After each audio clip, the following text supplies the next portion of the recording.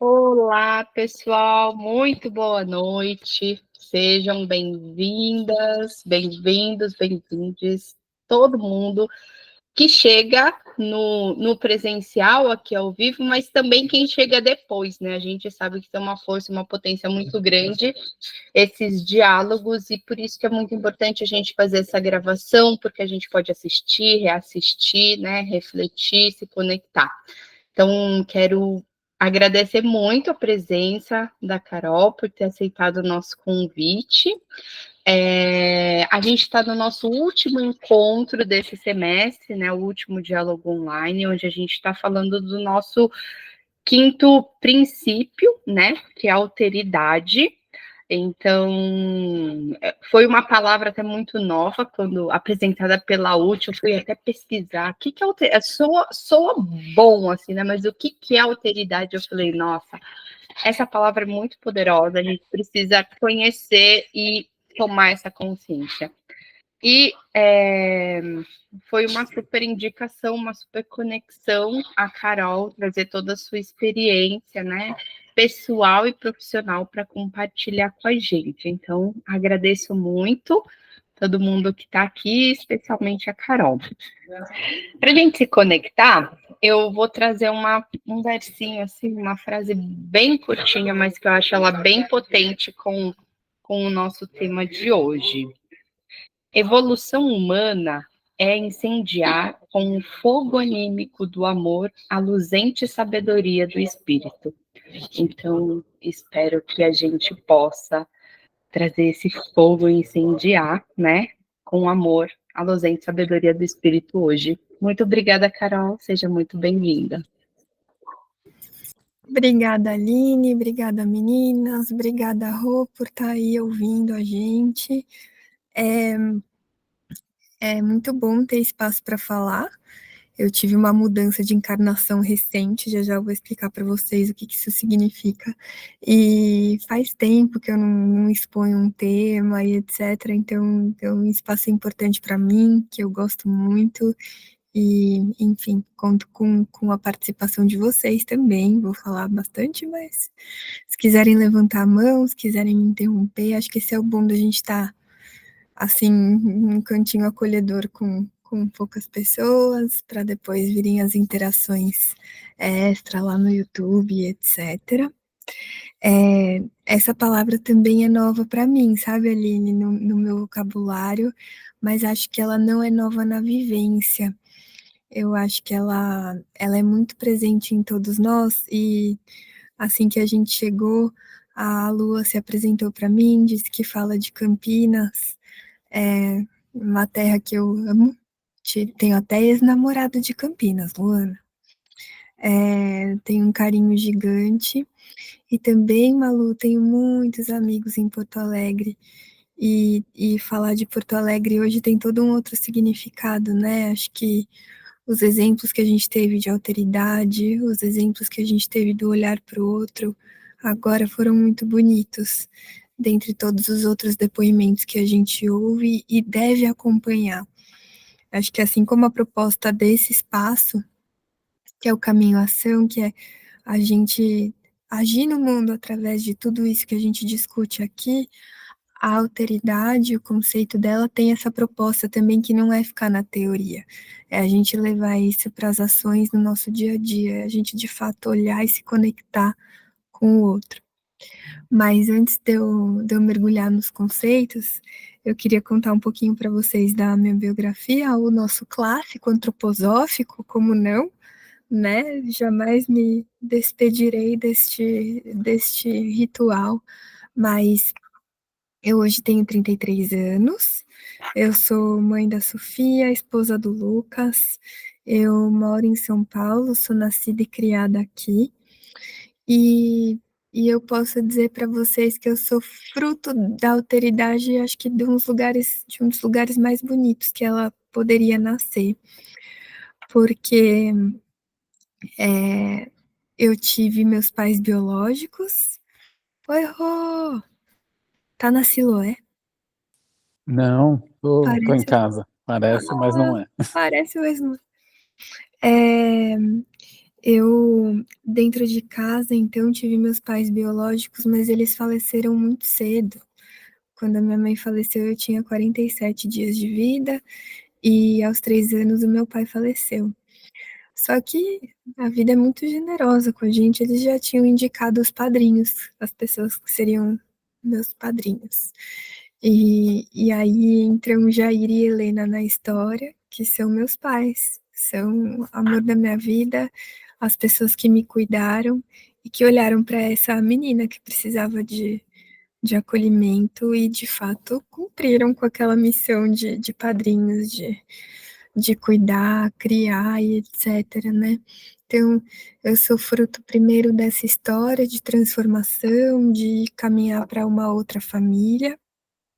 E enquanto criança, eu era uma criança ultra curiosa, com um mundo imaginário muito extenso. Eu me dava muito bem brincando sozinha, brincando nos grupos, é, era muito ativa, ao mesmo tempo eu tinha prazer pelas coisas lógicas, assim, então, ao mesmo tempo que eu estava com a galera, eu jogava xadrez. É, eu ia para o mundo, ia dançar, mas eu tinha um momento de estudar mitologia grega. Eu sempre tive essa coisa, e ela foi me acompanhando até que eu decido me tornar consultora de empresas, depois de um longo período trabalhando com psicologia, estudando pessoas sobre diversos aspectos que vocês podem imaginar. Eu fiz teatro, sou atriz de formação, mas acho que o meu encontro com a antroposofia, ele foi permeando a minha vida a partir do Jair, mas como contrato assim de trabalho, ele veio ali ao redor dos 23 anos, que foi quando eu fui para o mundo do trabalho com essa base filosófica bonita e que agora eu estou colocando em prática. Eu brinquei com vocês que eu tinha outra, estava assumindo outra encarnação, porque agora eu estou no meio corporativo. Então, é aquela chance de estar por dentro das situações que eu dizia para fora, né? Que eu conversava sobre, que eu apoiava, agora eu estou vivendo tudo na pele, assim. E por um lado, essa escolha veio por uma mudança de vida profunda, que foi a maternidade. Por outro lado, pela curiosidade, pela necessidade de uma estrutura diferente, de me experimentar num lugar diferente, enfim. Então, agora eu me encontro aqui no mundo corporativo. Vocês estão me vendo nesse lugar. Eu estou aqui refugiada. O presidente da empresa acabou de passar, me vendo fazendo essa palestra. E tá tudo certo, né, gente? Somos múltiplos. Mas então quero começar fazendo a minha apresentação para vocês. Opa, peraí, senão eu vou dar um super spoiler, que já tá no último slide aqui na minha apresentação. Prontinho, vamos lá. Aprendi um jeito de continuar vendo vocês aqui no Meets, que era uma coisa que me incomodava demais quando eu comecei a usar, agora eu aprendi. Olha aí, Aline, aproveitei sua arte, não sou tão boa quanto você, mas tô seguindo o teu raciocínio. Então, como eu contei para vocês, né, esses são o Jair e a Helena lá nos idos da década de 90, gente, nessa foto eu tinha 4 anos, então eu tinha acabado de entrar nessa família. Como vocês podem observar, eu sou uma mulher negra, me reconheço negra, e sou fruto de um casal que tinha a mesma configuração que o Jair e a Helena, né? Então, um homem branco e uma mulher negra. E aí nasci eu, assim, com esse cabelo de índio, mas com essa pele que não chega a ser tão retinta, mas que foi me trazendo diversas histórias, percepções, autoestima, com muitas dúvidas, ouvir histórias, ouvir pedidos da minha mãe de posturas que eu deveria ter ou não.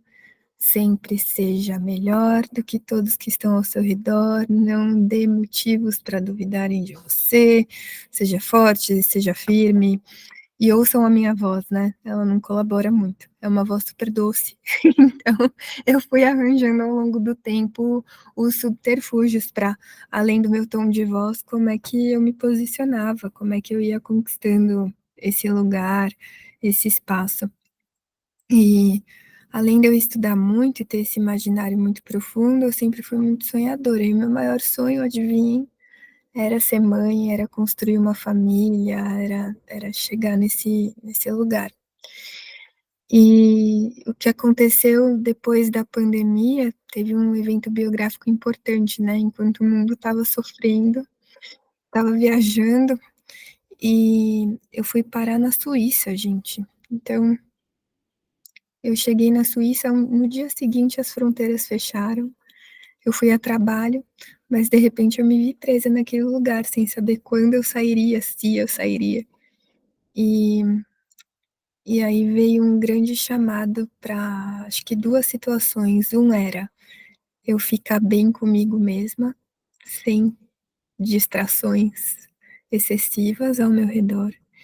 E o segundo, que era o exercício da alteridade, de o que significa uma mulher negra numa casa suíça que tem origens holandesas e italianas. Essa história da multicultura, ela é muito presente na minha biografia também. E acho que esse exercício, para mim, foi muito importante para me reconhecer enquanto mulher negra profissional, para eu tomar mais conta de mim mesma, mas ao mesmo tempo dar espaço e perceber outras possibilidades de vida, de ritmo. Então era engraçado, gente. Eu que sou consultora, né, de nascença, digamos assim, a gente fazia plano do dia para os workshops. Mas de repente eu estava fazendo plano do dia para conviver na casa com um casal, né? Então a gente tinha horário para acordar, movimentos após o café da manhã, o horário do trabalho, o dia de quem cozinhava e qual era o cardápio, era tudo muito organizado. E por um lado, isso me fez perceber o valor da rotina, né? Entender o quão é bom ter uma estrutura e o quanto ela liberta a gente em muitos momentos.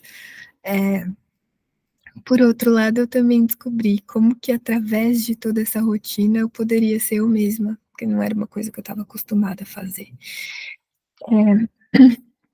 E aí eu saí dessa experiência com um desejo ainda maior de ir atrás daquilo que eu queria, de concretizar as coisas que eu sonhava, não ficar só à mercê, não esperar as fronteiras fecharem, não esperar eu ser convidada a ir à Suíça, mas o que, que eu proativamente poderia fazer para chegar nessa família, para construir esse futuro que eu sonhava tão profundamente, né?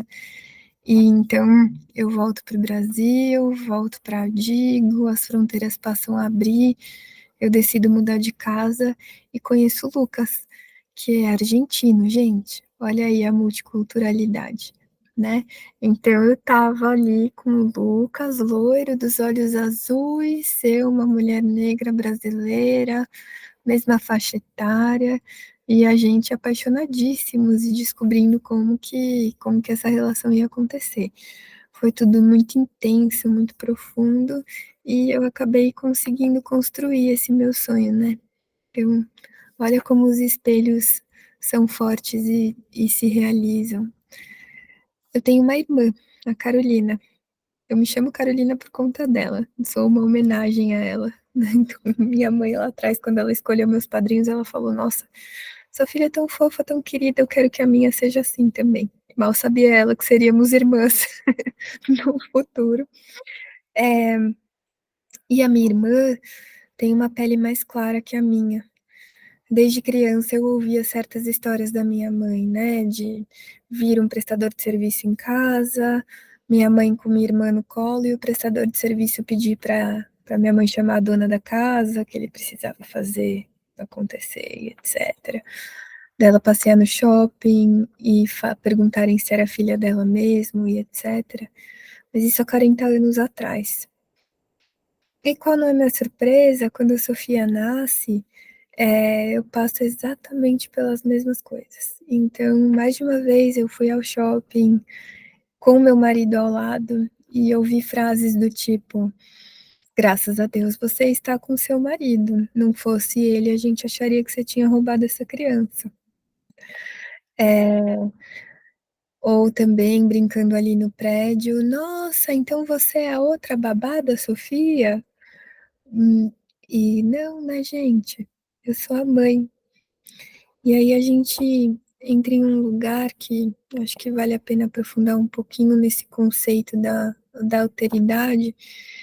A alteridade fala muito da gente ser o outro, mais do que o que a gente tem como conhecido da empatia, que é me colocar no lugar do outro, entender que aquilo é verdadeiro, né? A alteridade pede para a gente fazer o exercício de ser o outro. E já que eu estou nesse contexto antroposófico e sou livre com vocês, a gente fazer um exercício anímico de se colocar no lugar da alma que está à nossa frente, exercitar, buscar essa pesquisa, o que que essa alma viveu, como ela chegou até aqui, saber que eu estou vendo um frame de um filme de muitas horas, né? E daqui vem muito eu reconhecer o outro e agir a partir desse reconhecimento, dessa leitura que eu acabei de fazer. Então, se eu ouço essa história que a Aline trouxe para a gente hoje, né, Aline, não vou dizer aqui tudo que você contou para nós, mas se alguém chega apressado, se alguém passou por alguma coisa e conta isso pra gente, a nossa atitude deve mudar. A gente não deve tratá-lo da mesma maneira como a gente achou a partir dos nossos próprios interesses, né? Mas o que o outro precisa de mim? Como eu posso servi-lo da melhor maneira? Que postura eu posso ter de acolhimento para essa alma que está aqui? A gente está falando muito de diversidade, eu estou trazendo muito marcador da negritude, mas a gente pode falar do marcador feminino. O Rô aqui é o bendito fruto entre nós. Então, será que a atitude dele com a gente é uma? Se esse grupo fosse inteiramente masculino, seria outra? Ele se posicionaria de outra maneira? A alteridade vai passando muito por esses lugares, né? Só que, de novo, sem a gente se perder da gente mesmo, aquela lição da Suíça que eu contei para vocês. E aí eu queria abrir um pouco, ouvir vocês, mas a partir dessas experiências, desse pouco que eu compartilhei da minha biografia, que exemplos talvez vocês poderiam trazer de alteridade? O que vocês viveram ou testemunharam? Vocês têm experiências assim que vocês se sentiriam à vontade em compartilhar? Eu começo puxando a fila aqui, vai. Quando você me falou isso, né, me veio assim, logo na minha memória, assim, o quanto eu tenho conexão com pessoas em situação de rua. E que para mim elas nunca foram invisíveis, sabe? E eu já tive, assim, conexões instantâneas, mas tão profundas com o divino, dando um boa tarde, um boas-vindas para você, irmão, sabe? E eu acho que você trouxe uma outra percepção, né, da diferença da alteridade para a empatia, né? Porque a empatia talvez você precise um pouco dessa escuta, assim, né, dessa sensibilização, e a alteridade talvez esteja mais nesse âmbito de uma entrega, assim, né, e de uma, de uma veneração, de uma contemplação de que é um outro ser ali, né, independente da história, né, assim, se eu não tivesse falado nada do que me aconteceu, né, como seria esse acolhimento, né, esse reconhecimento, né, do outro, assim. Muito lindo, Li. Obrigada. Rô, levantou a mão? Acho que quando você está falando, né, me tocou aqui um pouco essa... acho que a consciência primeiro do lugar de privilégio, né? E aí é muito interessante porque, assim, há uns 5 anos atrás, eu conheci o meu vô preto. Só que olha que maluco que é isso, porque eu conheci meu avô. Só que meu avô viveu até mais ou menos os meus 33, 34 anos. Só que eu não tinha consciência que meu avô era preto. E eu fui tomar consciência disso quando eu fui fazer um resgate biográfico e olhar a partir do viés do dinheiro, quais eram a minha genealogia à luz do dinheiro. E aí, quando eu fui fazer essa pesquisa, eu comecei a entender muitas coisas pelas quais o meu avô passou e muita coisa que foi atribuída a ele. E aí eu fui entender que era muita discriminação. Então, tudo que dava errado na família era o meu avô. Né? Então, ele... então, muitas coisas que aconteciam, tudo virava era colocado o ônus do meu avô. E eu só fui entender isso fazendo alguns estudos e olhando algumas coisas. Sabe, igual o goleiro da seleção brasileira da década de 50, acho que é Barbosa, né? E ele criou ficou, a partir dali virou uma marca que goleiro preto é ruim, né? Que é como se aquilo virasse uma mancha e você quase não tem goleiro preto no Brasil, né? Você não considera que os goleiros...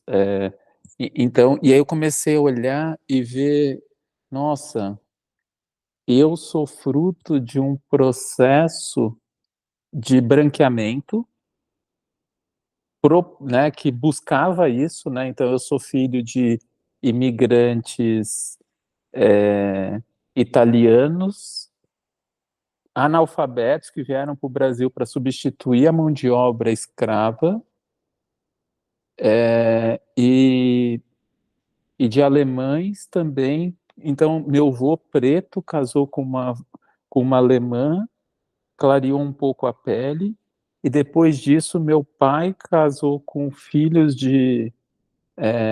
com uma filha de italianos, e aí chegou em mim, né? Então, e é muito interessante porque eu sou portador de anemia falciforme, que é uma doença que... Tipicamente negro. Isso, Uau! né? Então, é muito louco, assim, né? E uma vez eu fui para o Peru, e eu fui para Cusco, e eu quase morri em Cusco, né? E aí ninguém conseguia entender o que eu estava vivendo. Aí um médico lá de Cusco começou a me entrevistar, e aí que chegou na anemia, e ele falou, nossa, é isso que você está vivendo? Cara, você tem que sair em 1 hora, você tem que estar abaixo de 2.500 metros de altitude, porque senão você corre risco de vida muito sério. Mas, assim, essa... tomar consciência de tudo isso que vive nessa minha genealogia me colocou num lugar de olhar muito diferente muitas coisas, né? E é muito recente, né? Quando eu olho, nos últimos 10% da minha vida que eu tô me percebendo neste meu lugar de privilégio, né? Então... Alguma parte sua se reconheceu negra também, para além dessa questão da anemia falciforme? Você percebeu em você comportamentos, traços? Eu tenho... Porque, assim,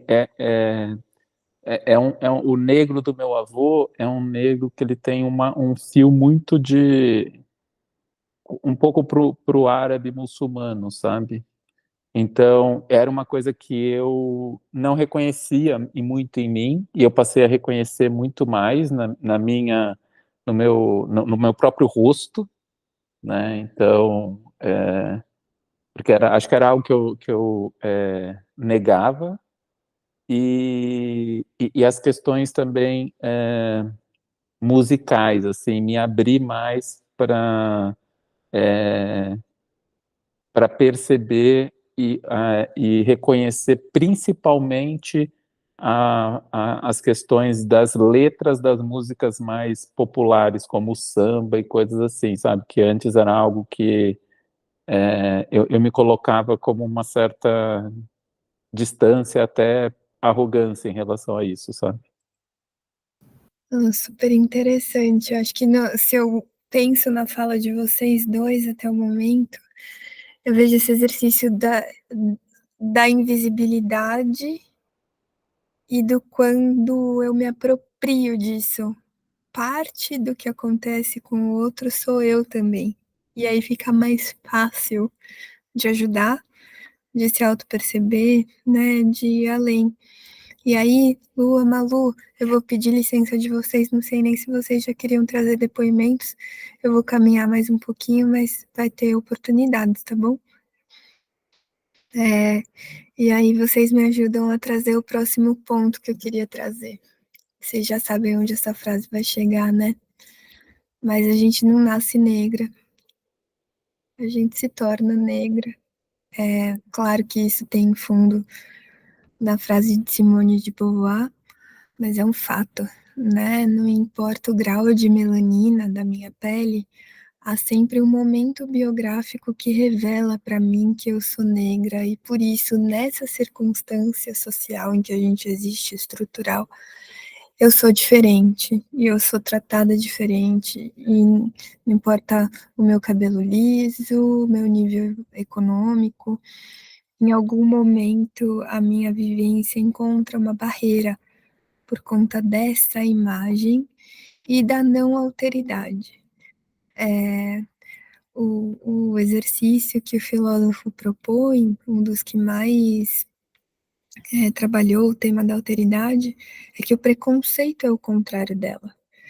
Então, hoje, quando a gente fala em educação antirracista, quando a gente começa a ver autores, ver personagens, representatividade em filmes, em livros, quando hoje os pais, por mais que não tenham marcadores negros na família, entregam bonecas negras para as filhas para que elas saibam que elas vão encontrar esse elemento na sociedade, a gente está falando dessa percepção também social, de que a gente pode perceber e incluir o negro, assim como a gente incluiu outras pessoas invisíveis ao longo da história, né? Todo mundo, se não tiver o marcador negro, tem uma marca de invisibilidade. Todo mundo sabe o que significa essa dor, né? E aí acho que eu posso falar de dor mesmo, né? Não tem outro nome. Eu acho que eu percebi que eu era negra quando na escola eu comecei a receber aqueles apelidos com 5 anos de idade, mais ou menos, bicho do mato, macaco e assim por diante, né? Que são marcas que eu demorei anos para deixar para trás. E quando acontece algo ruim, talvez eu me olhe no espelho e repita essas frases para mim mesma. Mas como a gente vai se desenvolvendo e ganhando mais ferramentas, tem um exercício que eu adoro fazer comigo mesma. Vocês conhecem esse poema de Fernando Pessoa? Eros e Psique? É um poema considerado iniciático, né, da obra dele, um dos poucos que ele assina sem heterônimo, ele mesmo falando, e eu quero ler para vocês. Conta a lenda que dormia uma princesa encantada, a quem só despertaria um infante que viria de além do muro da estrada. Ele tinha que, tentado, vencer o mal e o bem, antes que, já libertado, deixasse o caminho errado por o que a princesa vem. A princesa adormecida se espera, dormindo espera, sonha em morte a sua vida, e orna-lhe a fronte esquecida verde uma grinalda de era. Longe o infante esforçado, sem saber que intuito tem, rompe o caminho fadado. Ele dela é ignorado, ela para ele é ninguém. Longe o infante esforçado, perdão, mas cada um cumpre seu destino. Ela dormindo encantada, ele buscando-a sentindo, pelo processo divino que faz existir a estrada. E se bem que seja obscuro, tudo pela estrada, fora e falso, ele vem seguro, e vencendo estrada e muro, ele chega onde em sono ela mora. Ainda tonto do que houvera, a cabeça em maresia, ergue a mão e encontra Hera, e vê que ele mesmo era a princesa que dormia. E sabe esse plotzinho que tem no final desse poema, essa percepção de si mesmo? A gente está falando de alteridade, de ser o outro, de reconhecer o outro, mas esse exercício só é possível se a gente começa a percebê-lo dentro de nós mesmos. E também aproveitando o convite antroposófico, né? Eu brinco que além da gente reconhecer a nossa luz e a nossa sombra, a gente precisa aprender a dançar um pouquinho com a nossa própria sombra. É o único jeito que a gente tem de não ignorá-la. Se a gente coloca um pouquinho de humor, se a gente coloca um pouquinho de ritmo, se a gente aproveita e se lança para além do óbvio, para além da obrigatoriedade, para além da imagem, né? A gente se observar do avesso, a gente exercitar esse avesso, esse contrário, esse outro lado. E toda vez que eu me encontro nesse lugar, em que a sombra vem, às vezes uma sombra social, às vezes um comportamento social que eu neguei por muitos anos, e reconheço em mim, e encontro de novo, eu me volto para esse poema e me pergunto: o que essa estrada está precisando me mostrar? Por que eu estou precisando passar por esse caminho agora, né? A gente fala muito dos nossos encontros kármicos, quando a gente forma uma família, eles são óbvios, mas no ambiente em que a gente trabalha, na equipe em que a gente atua, quem são as pessoas que estão ao nosso redor e por que que agora, justo agora, são essas as pessoas que eu tenho encontrado? Por que que o ser que eu mais admiro e amo e quero estar perto é aquele que mais me rejeita? Que parte a minha que eu estou rejeitando? E assim por diante. Fazer essa investigação foi me ajudando muito a encontrar os caminhos que eu precisava buscar e que eu queria atingir. E na busca da força, na busca de superar as coisas, eu fui percebendo que tudo aquilo que eu precisava fora habitava dentro de mim. Toda a força que eu precisava lançar estava dentro de mim. Toda a pressa, angústia, aquilo que me incomodava estava também dentro de mim. E aí, quando eu reconheço essa dificuldade, a pergunta é: e qual que é o próximo passo? E se eu pudesse, se não houvesse nenhum impeditivo, o que eu faria? E me colocar à disposição, e me colocar em ação, me chamar para perto quem é necessário. E aí acho que a UTE é um exemplo maravilhoso disso. Se a gente vai até a Monte Azul e vê aquela casinha onde tudo começou e o que é a comunidade que existe hoje, a gente vê um exemplo de como essa alteridade vai se espalhando, né? Para mim, olha aí o que eu vou falar agora, né? Mas para mim é a maior ação antroposófica que a gente tem no país. A Monte Azul e os frutos dela são fruto de uma alteridade muito profunda, né? E acho que a força de expansão vai até a força de onde a nossa alma vai. Então, imagina só o tamanho da alma de uma Ute, né? O tamanho da alma de uma Gudrun, não é porque é meu pai, mas o tamanho da alma de um Jair Moji. Eu acho que essas pessoas que produziram e que expandiram e que dividiram seus conhecimentos, elas transpuseram é, a barreira da carne, do preconceito, elas colocaram no mundo algum tipo de verdade que elas precisavam ver tomando forma. Aqui vocês estão vendo a Sofia indo para a escola a pé. Foi a primeira vez que ela fez o caminho todo a pé, são 2 quarteirões. Ela ainda não tem 2 anos. E aí, para ter o motivador, ela colocou um pãozinho de queijo em cada mão. E ela foi que foi, gente.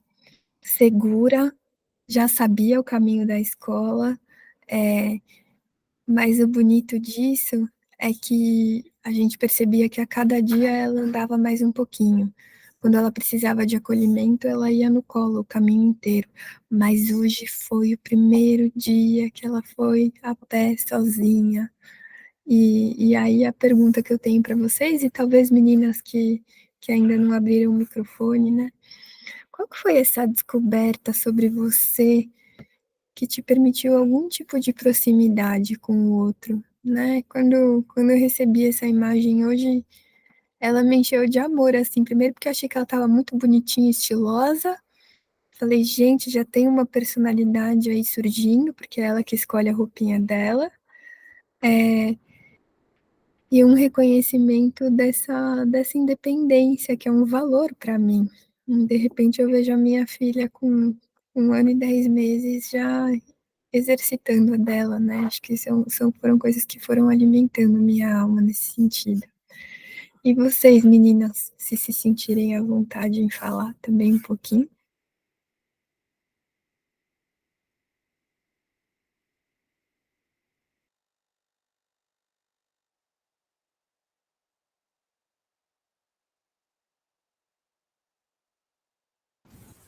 Vou falar, então.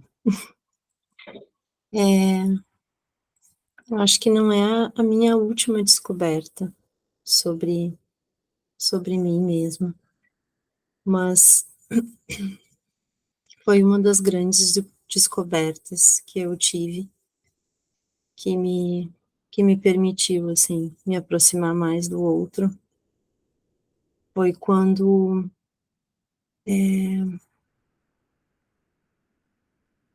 eu passei a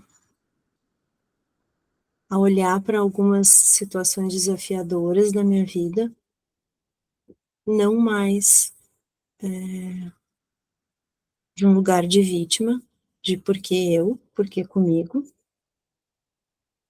mas o que tem nisso tudo que eu, que eu preciso aprender, porque está acontecendo comigo, né, e sempre na relação com mais alguém, né, as coisas não tem como acontecer somente com a gente, então sempre envolve mais alguém, pode ser parceiro de vida, pode ser um familiar, né, um filho, às vezes, e essa para mim foi uma grande virada, assim, de não me deparar mais com as situações como um problema, mas como o que eu tenho para aprender com essa pessoa, com essa situação que eu estou vivendo. E foi quando eu realmente saí desse lugar que hoje eu vejo que eu me colocava assim como uma vítima, né? Como se, enfim, né? Houvesse um vilão e uma mocinha, e eu fosse a mocinha. Então, acho que é isso. Não sei se eu respondo a tua pergunta, Carol. Responde super. Acho que é interessante esse caminho, né? Porque não é um caminho doce, não é leve, não é fácil. É só, eu diria que é um abraço, é aquele putz. Reconheci agora, né? Qual que é o próximo passo? É esse reconhecimento com um impulso para ação, assim. Acho que é fácil, eu me conecto com o que você trouxe, muito bonito. E a Lua, não sei se tem algo para trazer, se eu posso seguir.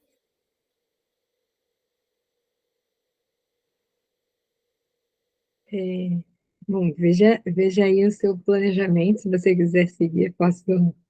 Mas eu estou me sentindo super presenteada também com este encontro.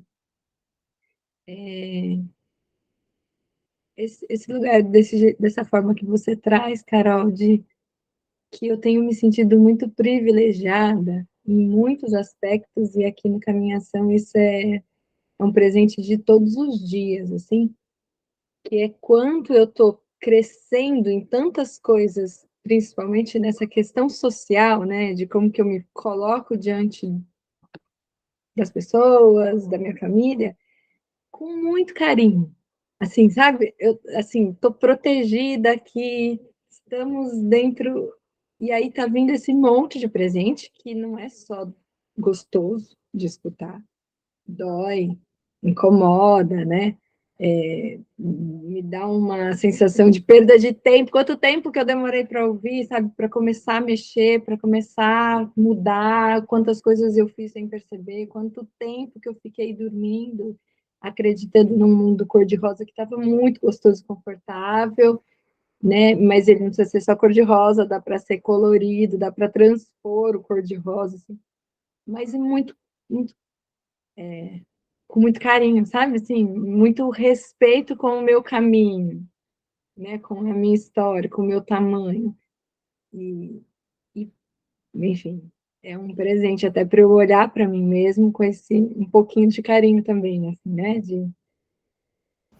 Total, que delícia. Acho que é um bom caminho. Carinho Porque a no, gente se cobra muito, né? Assim, a cobrança, a demais, gente porque eu mesmo às demorei vezes tanto tempo, essa angústia, né, do tô atrasado, essa herança da modernidade. os Diga ali. presentes têm sido.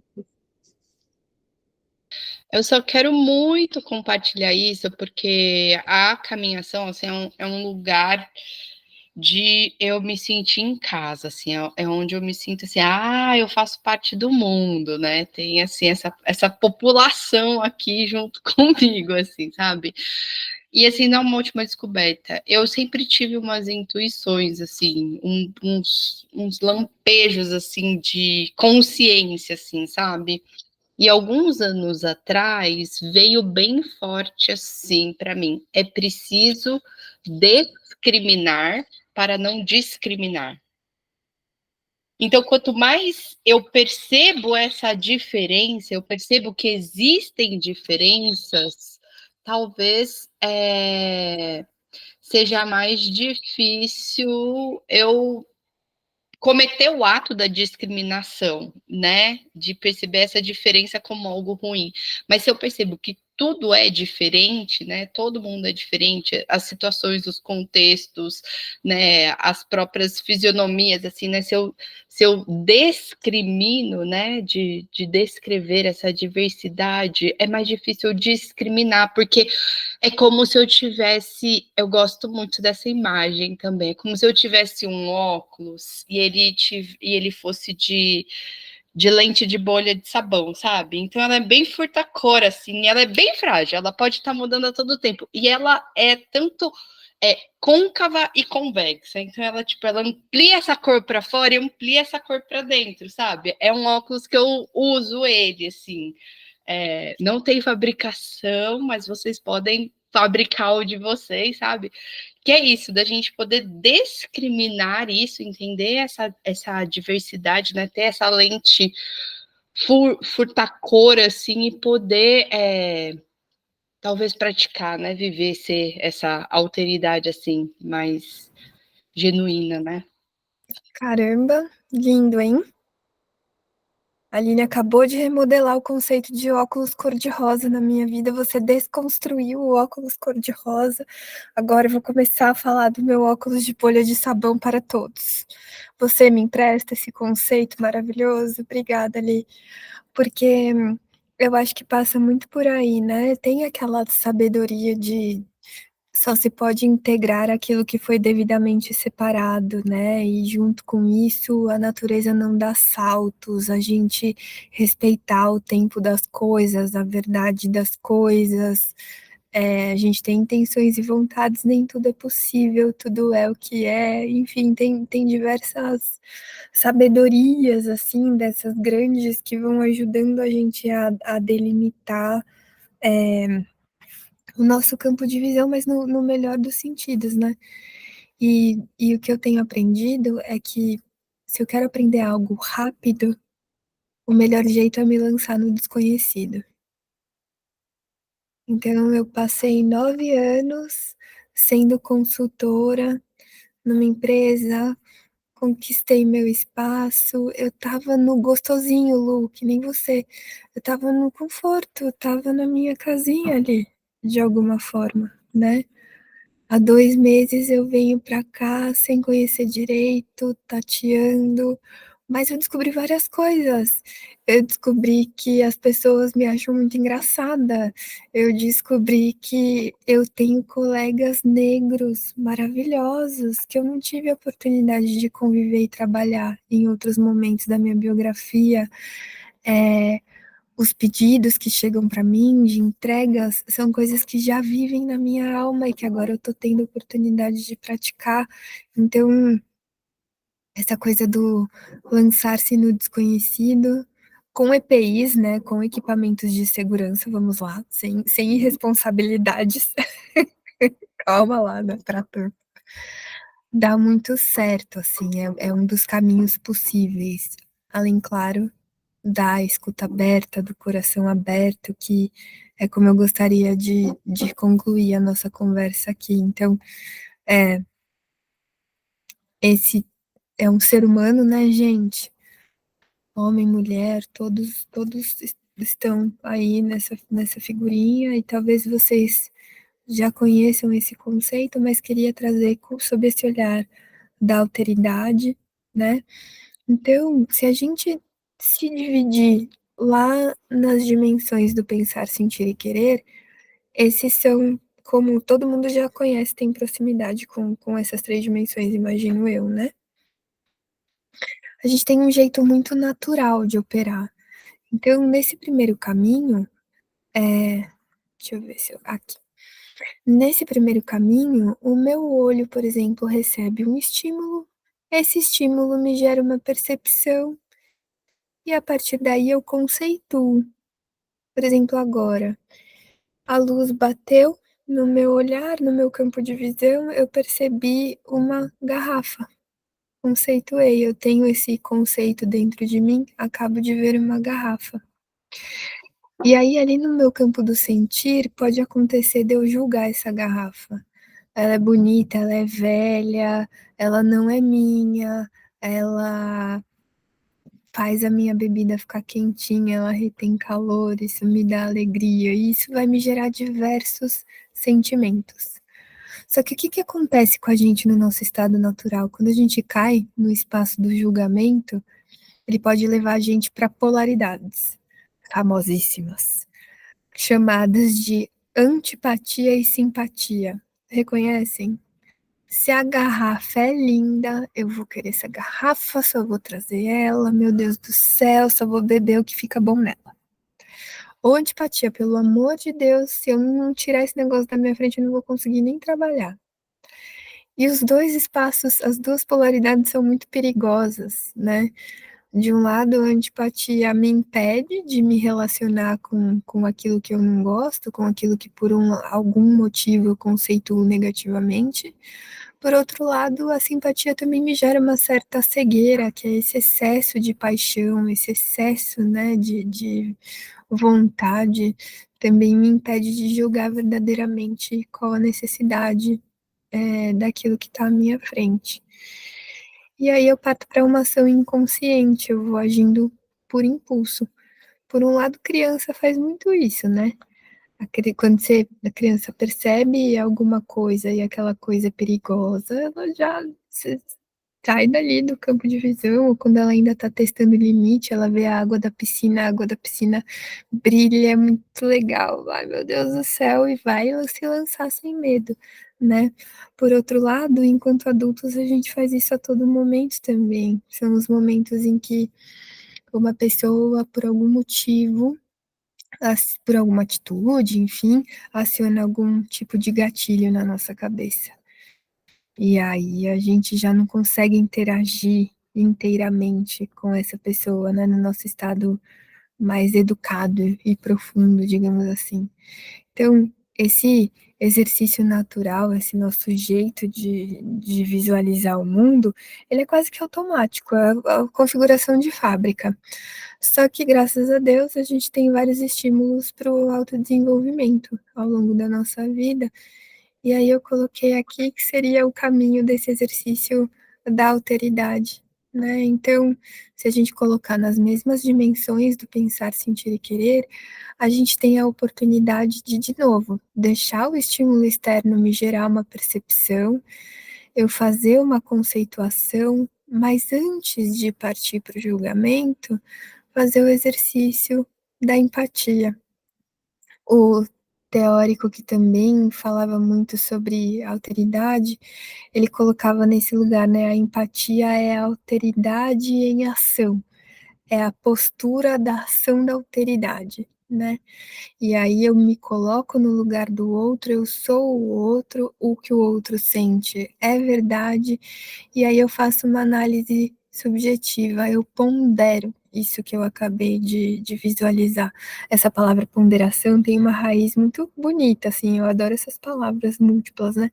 Vem daquela moeda inglesa, o pound, né? Então, to pound é medir, de alguma maneira é medir. Então, quando eu faço essa ponderação, essa análise subjetiva, eu meço um pouquinho, quanto isso é meu, quanto isso é do outro, quanto eu preciso me envolver com isso, quanto não. E aí sim, eu consegui partir para uma conclusão. Poxa, não, isso não é exatamente a verdade que está à minha frente. E aí eu tomo uma decisão de qual a maneira mais justa de eu agir. E aí eu posso contar uma situação muito legal que eu vivi recentemente. Na empresa em que eu trabalho hoje, eu tinha muita relação com ela, eu prestava muito serviço. Então eu conhecia algumas pessoas que trabalhavam aqui. E uma delas, eu trabalhei com ela há 3 anos.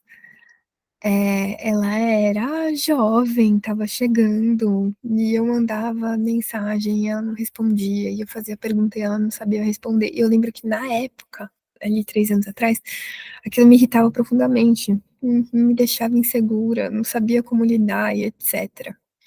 Quando eu chego no meu primeiro dia de trabalho, quem é a segunda pessoa que eu encontro aqui no corredor? Né? Claro que é essa pessoa maravilhosa. E aí, imediatamente, a minha cabeça fez: ai, meu Deus, que será que vem aí? Que vai, pelo amor de Deus, não, melhor não, vou marcar conversa com outra pessoa, vou fingir que não vi, ai, ai, ai, meu exercício natural. Respirei, lembrei das minhas aulas de antroposofia, lembrei dos meus 9 anos de consultoria, falei, não, eu tenho que colocar as coisas que eu falava em prática, pelo amor de Deus. E marquei um café com ela.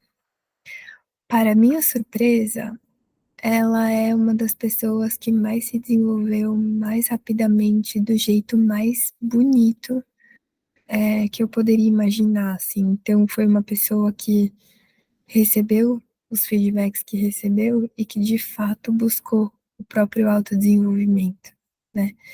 Eu acho que esse é o grande subproduto da alteridade. Além de eu ser mais justo com o outro, eu acabo sendo mais justo comigo. Eu acabo me educando, saindo dessa jornada uma pessoa um pouquinho melhor, porque o outro passa a fazer parte de mim, porque eu também já fui inexperiente, eu também já fiquei sem resposta para dar, eu também já irritei muita gente, mas eu acho que eu fui, fui trilhando um caminho melhor, né?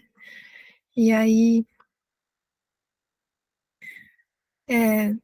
acho que isso era um pouquinho do que eu queria trazer para vocês. Eu tenho esse jeitinho, né?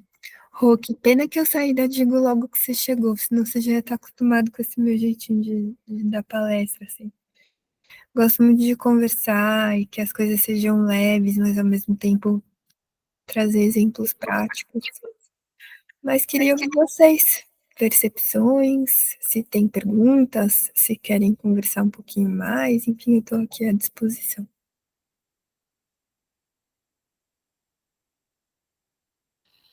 Pode puxar aí, Rodrigo. Não,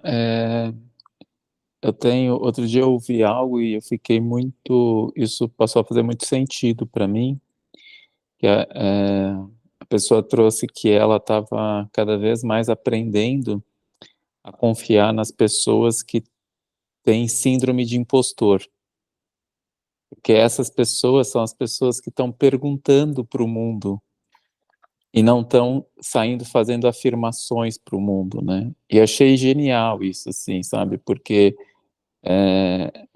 a síndrome de impostor, ela coloca realmente a gente num lugar de vulnerabilidade e faz com que a gente procure entender o outro antes da gente dizer algo sobre o outro, né? E acho que isso, para mim, conectou bastante com o que você compartilhou aqui, né, com a gente. Então, e tem sido esse aprendizado também, né, que eu tenho buscado, assim, e trilhando, né, ao longo aí dessa jornada mais recente, assim, né, como como eu percebo esse julgamento que pula em mim, né, que ele pula, né, outro dia, né, não existe não julgar, né, todo mundo julga, a questão é como que eu tomo consciência que está ali e como que eu consigo não ficar nele, mas a partir daí ver o que eu posso fazer com aquilo, né, então eu queria só compartilhar esse lance da síndrome de impostor, assim, que tem sido algo relevante, assim, sabe? Confiar mais nas pessoas que estão com perguntas e tendo dúvida de si do que das pessoas que estão saindo por aí dizendo como as coisas devem ser feitas. Adorei, Rô, eu sou ótima em síndrome de impostora, confia em mim, então.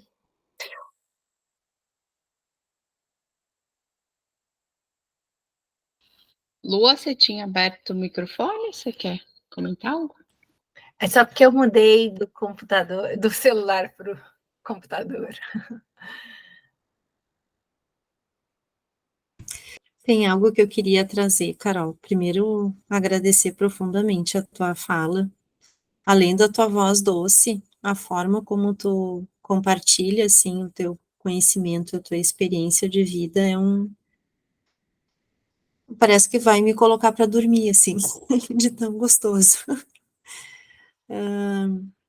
Achei muito interessante esse teu último slide, e aí quando tu trouxe a questão da empatia, eu já estava com isso desde o início, né, da palestra, ainda me conectando bastante com a alteridade, e, e não querendo trazer toda a situação que vive, né, assim, o nosso estado, mas quando tu colocas ali a empatia, né, tem algo que eu recebi recentemente de uma amiga, que eu acho que ela pegou de um post da doutora Ana Cláudia Arantes, né, que é médica paliativista, ela é bem conhecida hoje em dia, que ela diz assim: sugiro então trocarmos a empatia pela compaixão. Compaixão é dar amor sem absorver a dor, é entender sem sentir na pele. Só quando fazemos essa mudança é que seremos capazes de cuidar. E claro, ali ela está trazendo do contexto dela como médica, né? E eu recebi isso também no sentido de que, bom, no momento em que muitas pessoas passam por situações muito difíceis aqui, né, muito próximo da gente, na minha rua, vizinhos, assim, como que eu lido com isso? Porque externamente quase nada me aconteceu, mas internamente muito me aconteceu, né? E como que eu lido com tudo isso? E aí eu acho que vem essa questão da empatia ou da compaixão, né? De como eu me fortaleço para poder ajudar o outro. Eu não sentir a dor dele, mas para eu justamente poder me colocar no lugar dele, né? E estar a serviço do outro, que eu não me deixe envolver pela dor dele. Então, não queria trazer, né, para fora do contexto de tudo que você falou, mas quando eu vi ali empatia, né, no exercício da alteridade, me veio muito isso, assim. É bonito isso que você traz, Malu, porque se a gente olha lá no radical da palavra, empatia quer dizer caminhar em direção à paixão. É também a compaixão, é você ir ao outro, né? Esse impulso. Mas te ouvindo, o que eu percebo é. Lembra que eu brinquei, né? Se lançar no desconhecido, mas sempre com os EPIs, sempre com os equipamentos de segurança. E acho que tem a ver com esses limites que você trouxe, assim. Porque se eu me misturo naquilo, a gente pode não sair juntos, né? Ou vamos os dois, ou só fica um. Então eu acho que aí é outra palestra, hein, Li? A gente fala sobre limites, porque acho que passa muito por aí. né? Quais os contornos que a gente dá para esse ir ao outro, né? Esse autocuidado é muito importante. Então eu vou pegar essa deixa aqui, bem cara de pau, que é dos meus maiores talentos. A gente já tinha uma pré-proposta para você que estamos lançando aqui, que a gente queria fazer um pouco dessa experiência de aprofundar um pouco mais, sabe, num ciclo de estudos. A gente pensou até em algo como uma confluência mesmo, assim, sabe? Quem já está indo por esse caminho? Que tal se a gente caminhar cada um no seu caminho, né? Nessa perspectiva da Malu, né? Mas e se a gente caminhar junto os nossos caminhos individuais, né? Desses processos todos de aprendizagem e desenvolvimento, né? Então já estamos lançando aqui esse convite para a gente pensar aí nessa continuidade nesse segundo semestre, né? Podendo ter pessoas convidadas, mas fazer um processo talvez transformativo, né? Não só formativo, mas transformativo, né? Considerando que, de certa forma, a gente começou de uma maneira muito genuína, assim, e livre, né? Os diálogos online, a gente falou sobre os 7 aspectos externos, que era o que a gente mais conhecia, mais sabia, né? Aí a gente falou dos 5 aspectos internos, e agora a gente e que, assim, esses aspectos dessas práticas foram desenvolvidas, né, por esse primeiro grupo aí, do qual o Rodrigo também, né, fazia parte, de pensar um pouco mais dessa forma, assim, né, desses limites, desse contorno da caminhação. E a partir do que a gente foi vivendo e percebendo, esse grupo aqui, Coração, desenvolveu esses princípios, né? Então a gente entendeu que esses princípios, né, que são liberdade, autonomia, contexto, autogestão e alteridade, são princípios para qualquer prática da caminhação, né?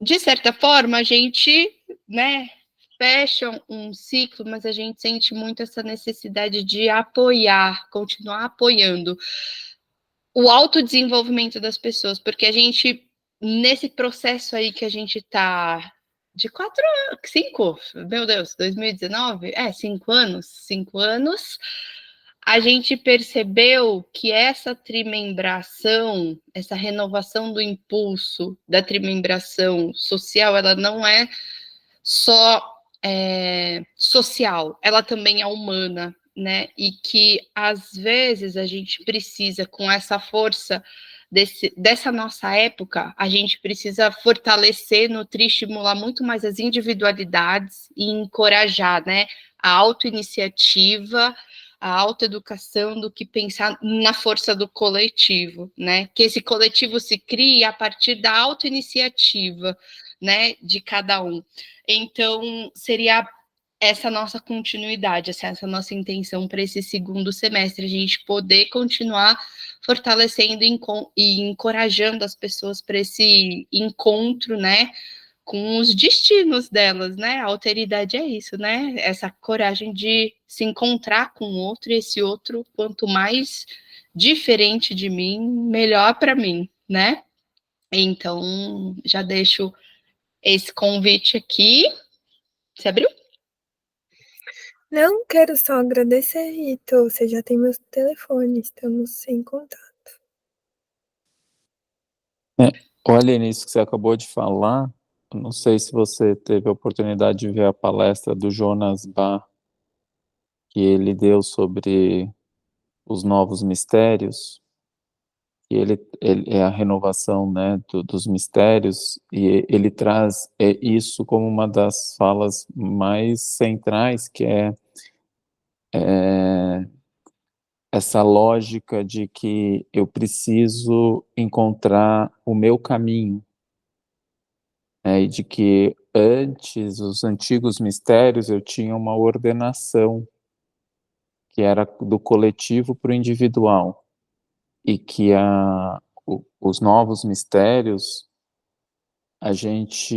a busca é do individual para o coletivo, né? E essa busca que eu me coloco conscientemente a serviço de algo, e aí eu construo os laços, né?